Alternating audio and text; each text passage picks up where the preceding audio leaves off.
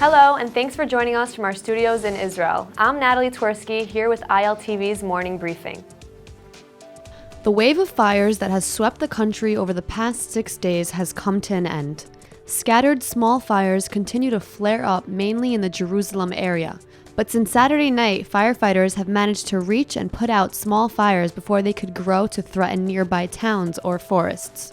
The cabinet relocated its weekly Sunday meeting to Haifa, where ministers will get a close look at a dozen neighborhoods affected by the flames.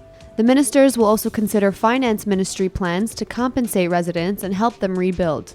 As much as 32,000 acres of natural forests and brush were destroyed, about 30% more than the territory affected by the Carmel Forest Fire of 2010.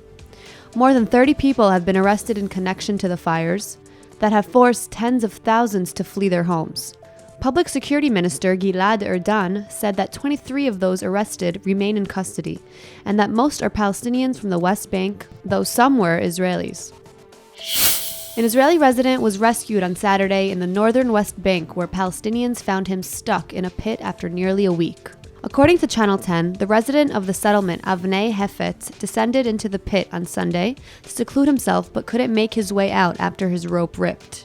As he was climbing out of the dark hole with a ladder, the Palestinians encouraged him by saying, "Stay calm and hold tight."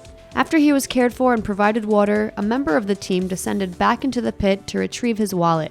He was then treated by Magen David Adom paramedics.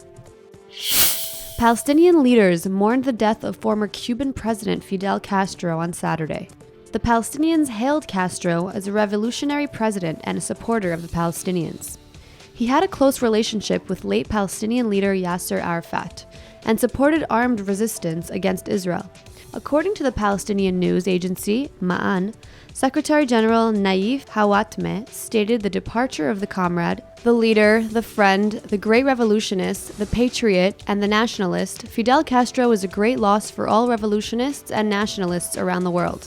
Castro ruled Cuba from the years of 1959 to 2006, and in 1973, he unilaterally cut diplomatic relations with Israel in order to strengthen ties with Arab nations. He maintained close ties with Arafat and awarded the Palestinian leader with the Bay of Pigs Medal, one of the country's highest decorations for his struggle against imperialism, colonialism, and neo-colonialism. In 1980, Castro provided military support for the Fatah movement, as well as training for Palestinian terrorists during the First Intifada in 1987. Following his death at the age of 90, his younger brother was handed power. Israel is slamming a new French regulation that mandates the labeling of products made in West Bank settlements. The Foreign Ministry issued a statement on Thursday night saying it was troubling that Paris chooses to single Israel out while ignoring 200 other territorial conflicts around the world. Under the new French regulation, in accordance with guidelines issued by the European Commission in 2015, products from the settlements must be labeled as such and not as made in Israel. The EU's adoption of these guidelines last year infuriated Israel, which led to it suspending diplomatic contacts with the EU regarding the Middle East diplomatic process. The EU's ambassador to Israel, Lars Fabborg Anderson, said last week at the Jerusalem Post diplomatic conference that products from the settlements made up just a minuscule amount of Israel's overall trade with the EU. That's all for now. I'm Natalie Twersky, and see you later with our main daily broadcast from Israel at 2 p.m. Eastern Time.